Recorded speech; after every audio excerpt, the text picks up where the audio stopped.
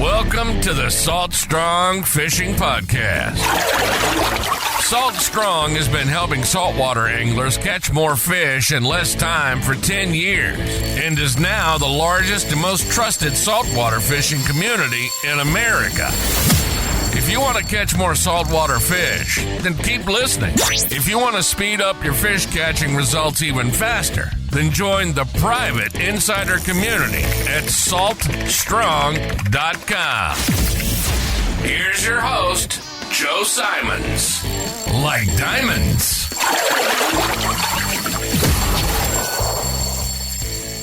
The accidental wake bait that could be the best wake lure ever. Hey there, everybody. Joe Simons. Like diamonds? Hey, Luke Simons. Like diamonds. Talking about this new wake mullet, wake bait. It's got a wild story. The thing crushes it. We even had our camera guy when I was on the boat here recently. He's like, "Hey, do you mind if I use it?" And on his very first cast, he gets a nice gag grouper, one of those shallow water gag groupers, and he's like, "Dude, this is the craziest thing ever." So we're going to talk all about this, and not just about this lure, but when you would want to use it, right? You know, I think a lot of people get confused. Heck, I get confused when there's so many options out there. It's like, all right, well, when do I use the topwater, like the Moonwalker? When do I use the Skinny Lipper, which has become one of our top sellers, or definitely our top selling hard bait? And now we have this wake mullet, and we have all this stuff. So, Luke, first and foremost, let's talk about the backstory. How did this thing come about, and what is it?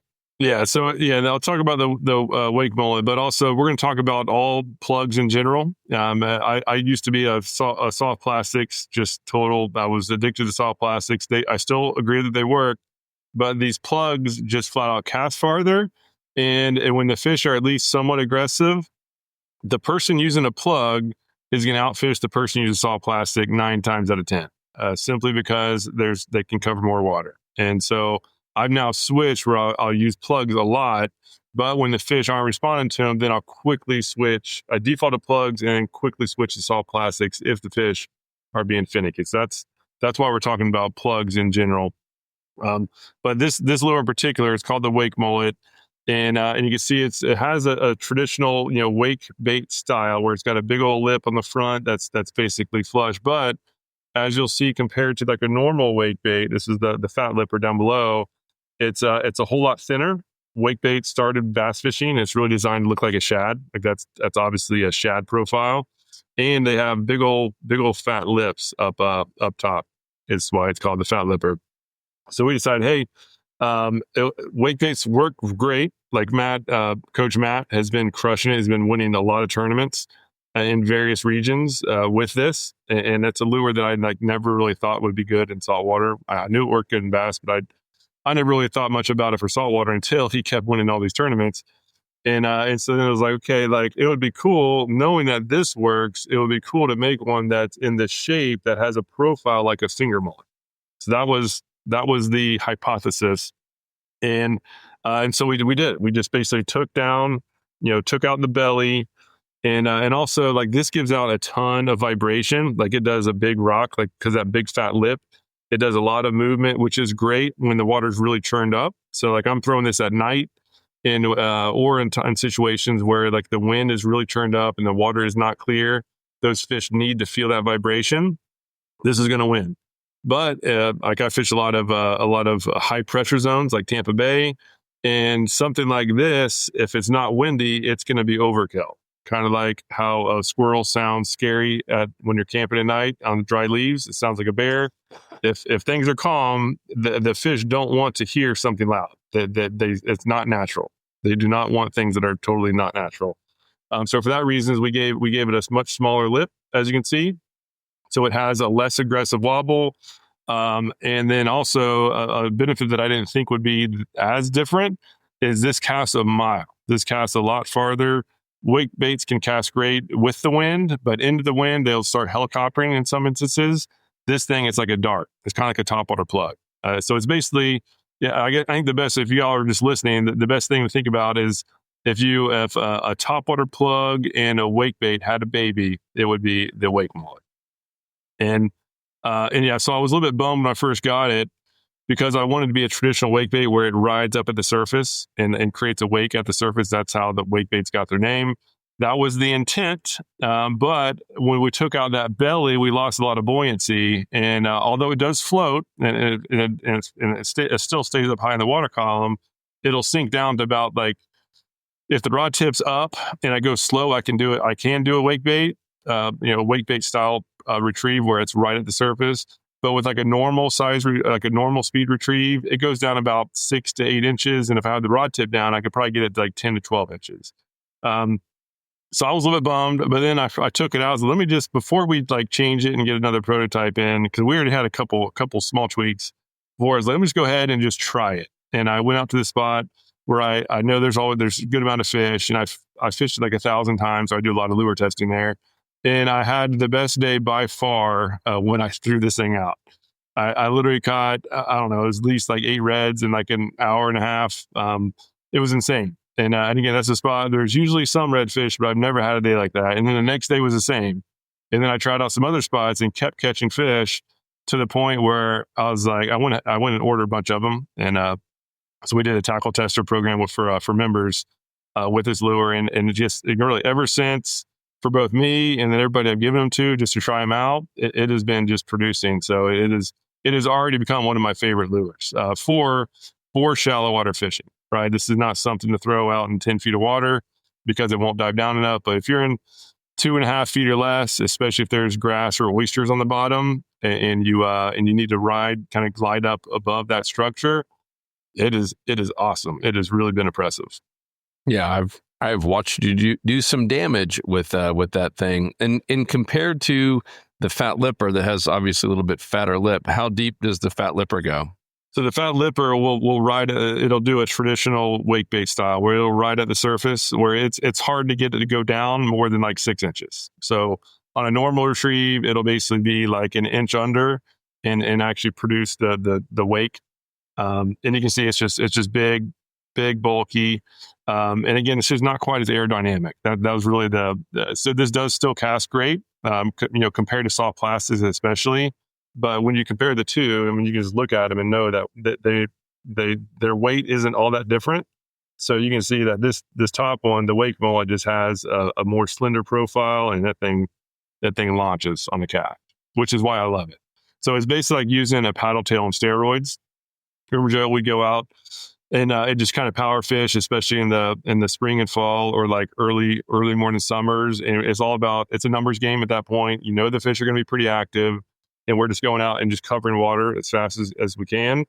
And this just does it. It does what a paddle tail does, just much better. Because I haven't done an official casting contest yet, but this thing, it'll be at least 20% farther casting, maybe longer, compared to like a similar sized paddle tail. It's not even close. And it's just a numbers game. So when the fish are aggressive, this lure is absolutely going to dominate a paddle tail that's a similar size that covers the same depth. It's just, again, it's math. And that is the exact reason why, especially in the mornings, I'm now like throwing plugs. Especially in Tampa Bay, Charlotte Harbor, Arizona fish a lot, have a lot of puffer fish, which are my least favorite fish by far. They'll tear up any soft plastic. They obviously can't mess up a plug. So it's just cast, catch your fish, let it go, and it's already ready to rock. Obviously check the leader, make sure it's cool. But as far as like redfish dominated. Also got a good amount of snook, trout, the grouper, which is an anomaly. I'm not going to say it's a grouper lure. That was just a unique spot that has some shallow water grouper. But yeah, pretty much anything that eats like a mullet size bait fish or mud minnow that's in under 2.5 feet of water is going to be in trouble if this lure comes across it.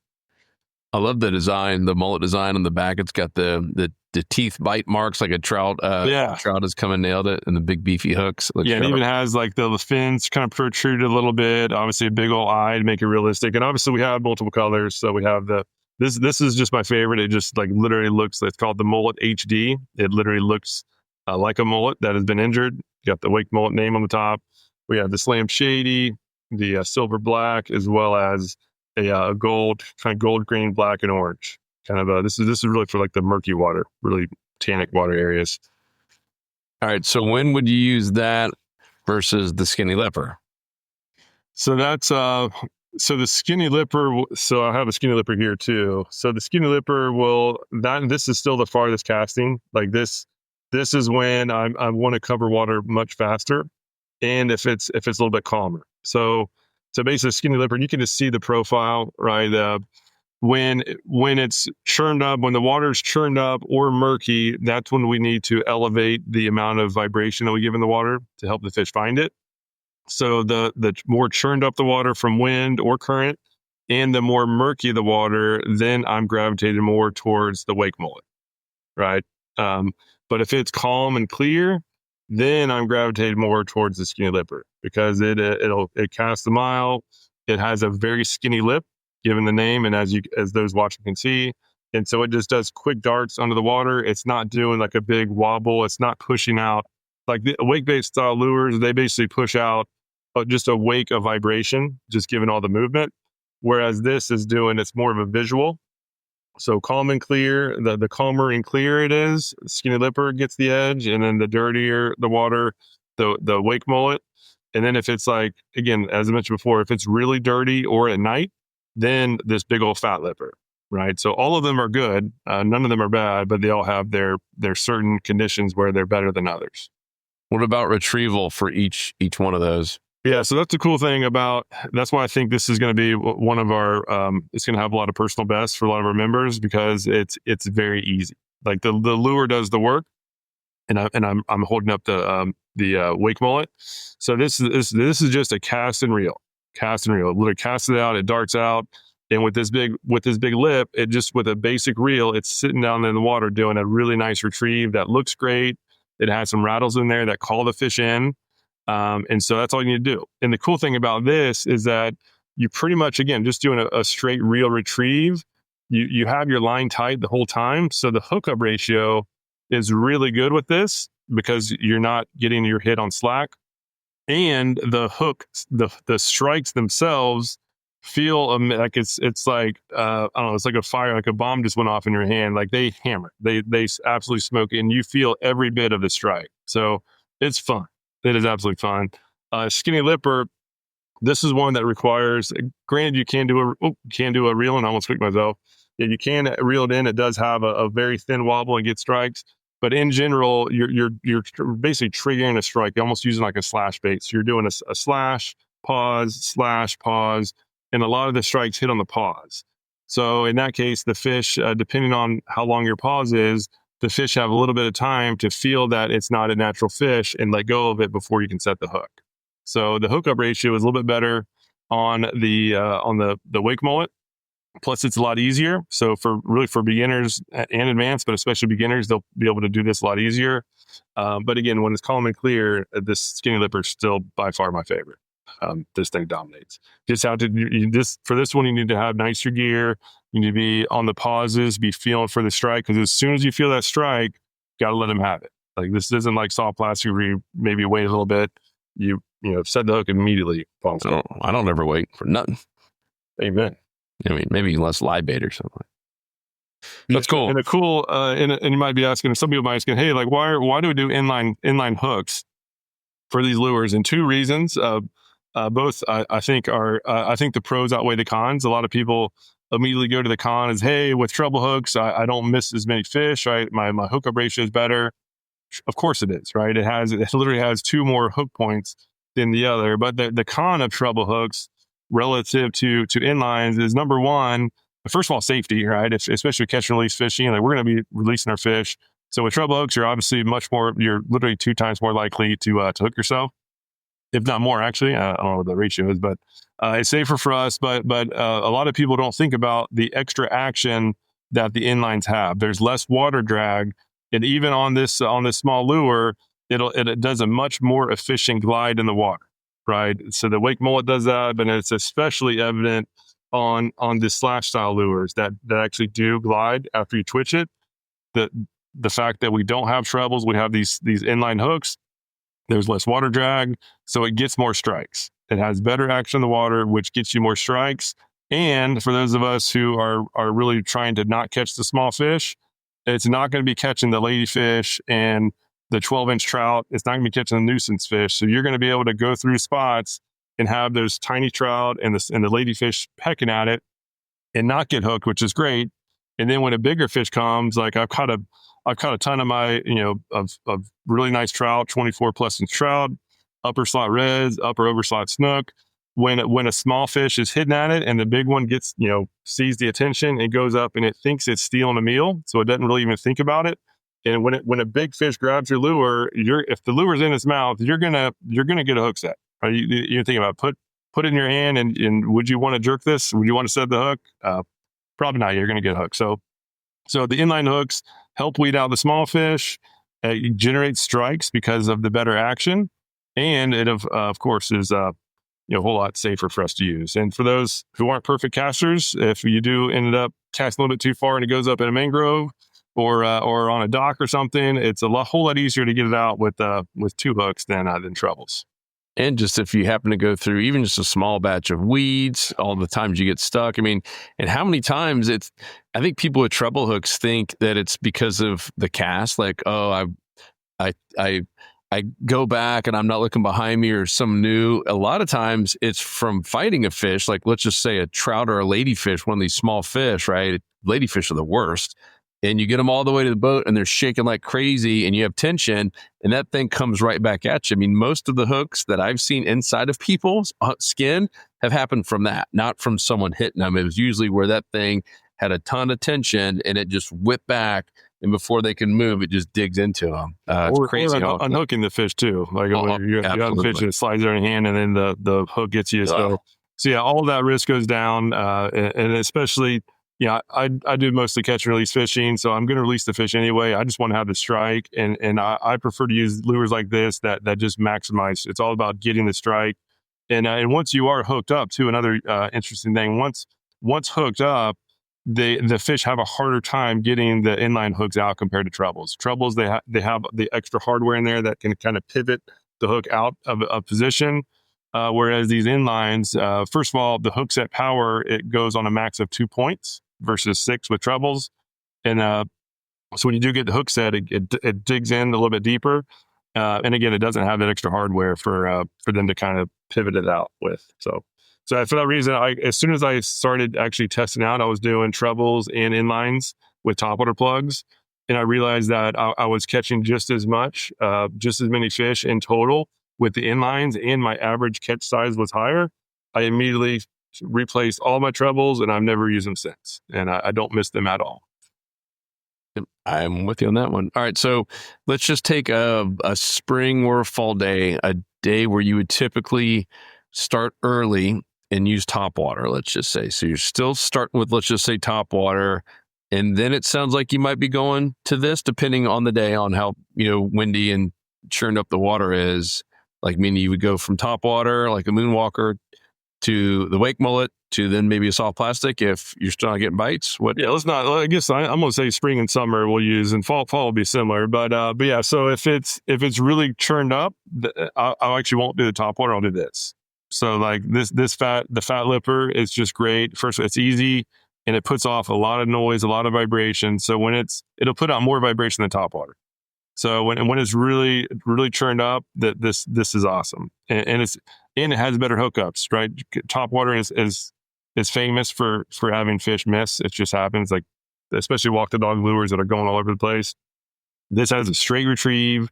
It puts out a good amount of vibration, and your line is tight the entire time. So when you get that hit, you're gonna have a much better chance of hooking it than a topwater, where a lot of times they miss it, especially redfish.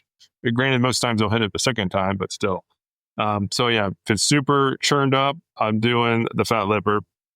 If it's a normal morning, then I will throw a topwater until the sun starts cresting, or at least it starts getting light. And it's usually pretty noticeable when the fish stop responding, or like the mullet are very nervous. When you see them very nervous, then you start seeing them get less and less nervous. Topwater is going to be less and less effective. And that's the point where I go to the subsurface lures. And same thing, assuming it's not super churned up and murky, I would then switch to one of these two. And the skinny lipper will be it if it's calm and clear. But if it's murky or if it's a little bit windy, then now I've since switched to this wake mullet. And if they don't respond to those, then I'll go to the soft plastics. But like those plugs, it's night and day difference compared to casting performance as far as just easily covering water. And as we know, it really is a numbers game. Like the reason why lures can oftentimes outfish live bait, especially for those of us who don't have long windows to fish, where we have like 2 or 3 hours to get out there and fish. It's whoever covers the most water is going to catch the most fish. And plugs will mathematically let you do that way faster than soft plastics. So in the summer, especially when the sun's up, now when it's starting to get hot, like when I start sweating, that's when I know, okay, like I should probably start doing soft plastics. And that's when I should start skipping up under the mangroves or up under docks. That's what I was going to bring that up, because a lot of it depends on the spot too, right? Because you're not going to be whipping those $10, $12 hard baits underneath mangroves and or docks and structure. Yeah, because first of all, they're not weedless. So tied to structure, I automatically go weedless all the time, just because it's such a hassle. Nothing's worse than you get a good spot and the fish are there, and you make a cast that's just 6 inches too far, and you're wrapped around either a piling or a branch, and you have two choices: either you break it off, which isn't fun, or you have to go up there and get it, and now you've wrecked the spot. So, or sometimes I put the rod in the rod holder and get another setup, but either way, it's terrible. And so soft plastics have a gigantic, it's not even close, the advantage soft plastic has when it comes to structure. You can rig them weedless. You can skip under the trees without, with minimal risk of getting snagged, skip under docks with minimal risk of getting snagged. And so summertime fishing, that's, once it's 9 or 10 o'clock, I automatically go to shade. The fish don't like to be hot either, just like us. And they actually have a harder time than we do, because they can't moderate their own temperature. The only way they can feel better is by moving, and they're almost always going to naturally move to areas that are cooler, and shade is the obvious choice. And even like lobster fishing down at the Keys, it's noticeable the amount of fish in the shade versus in the sun. They're going to get up under that shade, and if you can't get to them, you're not going to catch them. Amen. Cool. And all of these can be found exclusively at fishstrong.com. So fishstrong.com is where you can get all of these lures. As Luke mentioned, we've got multiple colors as well. That mullet one that thing looks so good. Yeah, it's hard not to have confidence when the lure looks that good. But just like all our lures, right? We put them to test ourselves. This one's new, so we're sending them out to a lot of members as we speak. But all our lures, try them out. You have nothing to risk. If somehow you don't think they're awesome, just let us know and we refund the money. That's our policy. We know they work. We trust that you're going to like them too. And we also have tutorials on exactly how to use them. So if you're new to any of these style lures, on the product pages themselves at the bottom in the description is going to be linked to like retrieval tips. Obviously, we'll give tips on like when to use them, when not to use them, and yeah, I've totally transformed my fishing by going more towards these plugs, and still having soft plastics, but the plug lure fishing is way better than I ever thought it actually was. So if you haven't tried them out, definitely give them a shot. It is a blast. And inside our members, you get 20% off all of them. It is a no-brainer. And now we have things like the slot machine rod, $100 off. So it more than pays for your membership with just one purchase. And the Otis reel, if you got the Otis and the Slam Stick, you've more than paid for it. And travel rod coming up. Let's talk about that real quick. Yeah. I actually have one right here. We were just chatting about it beforehand, and I'm pumped. To me, this is... If you guys don't know what we do here at Salt Strong, Luke kind of already touched on it. We test out everything, before we're going to put our name on it. This thing goes through rigorous process, sometimes a year plus of iterations and testing. And there was a need for travel rod. We get that request all the time. There's been a couple companies that have done a pretty good job. I own one here, right behind me in my little rod setup. But Luke came up with an idea. I don't know if you had it or someone brought it up, but I was like, man, this is brilliant. And in my opinion, this is the best saltwater fishing travel rod for like light stuff. Not if you're going marlin fishing or something, then you probably wouldn't have a travel rod. But this is the coolest one and probably most usable one, right? In terms of being flexible that I've ever seen. Yeah, that's the trick. It's not just one. So it's again, traveling, nothing worse than, you take your travel rod, you go off to some exotic place, and and you slam the rod in a door or something, and now you got a broken rod, and now you can't fish on your trip. So we have, it's a 3-piece rod. So you get one base, then you get 2 midsections and 2 tips. And so now you have a backup in case of an emergency. Plus, if you need to customize your rod, the fact that we have 2 midsections, one is a medium power. So like the power is the actual power to bend the rod. That's the midsection. So one is medium and one is medium light. So now again, if you're throwing super light lures and you need to have like a finesse presentation, you can put that medium light blanket there and customize your rod without having to carry 2 rods to your location. And on the tip, same thing. One is a fast tip, one is a moderate fast. So if I was going to throw like a little sheep's head lure, like a little small crab lure for sheep's head, I would put the medium light blank plus the moderate fast tip. Now I can easily throw, I can more easily throw that very lightweight lure. And then if I'm going to be slinging the big old fat lipper that has it's pretty hefty and has a lot of drag, then I would put the medium with the fast. So really cool that you can kind of build your own rod while out on the road and have a backup in case there is an issue. So and for one very competitive price, the fact that we go direct for this base is what it is. It's our slam stick. So our slam stick rod, which is currently a 1-piece, and we have it in a travel. So it has the same overall feel and flex as the slam stick, which has been getting extremely good reviews from both members and non-members for that matter. So it has that same rod in a travel kit where you can actually customize the rod to whatever type of fishing you're doing. So this first one is medium light. Testing out with that. This is what I did all the testing with. I already have a medium to medium heavy prototype that we're starting to do the testing on. And assuming this medium one goes as good as I think it will, we'll have that medium heavy one coming later this year.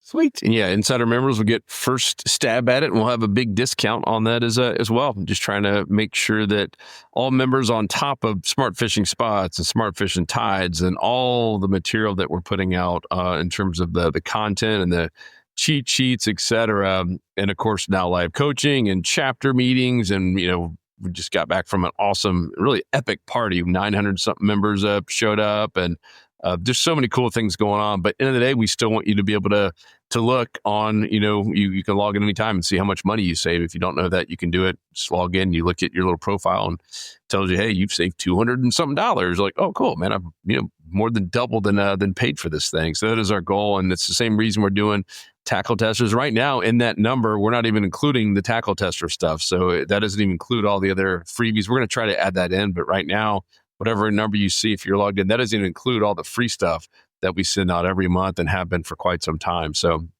for you current members, thank you guys so much. Make sure to go to fishstrong.com, get some of these lures. They're selling like hotcakes. I don't know by the time this even goes live, we might be out of some of the colors or maybe even all of them on that wake mullet. This is I don't recall seeing a lure move this quick before. Maybe the skinny lipper when it came out, but this might be breaking a record. So yeah, it's more than skinny lipper. And again, it's just because it's just for everybody.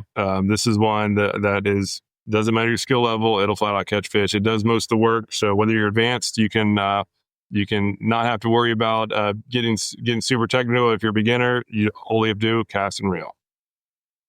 That's it. Cool. Get it fishstrong.com. Any questions? Let us know down below, or get in the community, ask questions, and make sure to be showing off all your catches in the community. We love seeing it. And of course, we're giving away well over $1,000 of freebies, awesome equipment, rods, reels every month just for being active in the community. And that's community.saltstrong.com. And then fishstrong.com is the tackle store. So head on over there. I'll add to that too, that community too. Like, a lot of people don't take advantage of it, but I personally delivered one of the paddle boards as an L2 fish. It was over a $2,000 paddle board, and being active doesn't require being in there every day. It was to a member who didn't have much time that month, and he made like one post out of the month, which took him all of 5 minutes, or I shouldn't say that, probably 1 minute, and he won a $2,000 paddle board. So yeah, get it. Just be active at any capacity, and you'll have a chance to win some cool stuff. But most of all, it's just fun. It's a great way to meet friends, and there's a lot of helpful information in there. But most importantly, there's real-time catch data where you can see exactly what's hitting and what they're hitting on.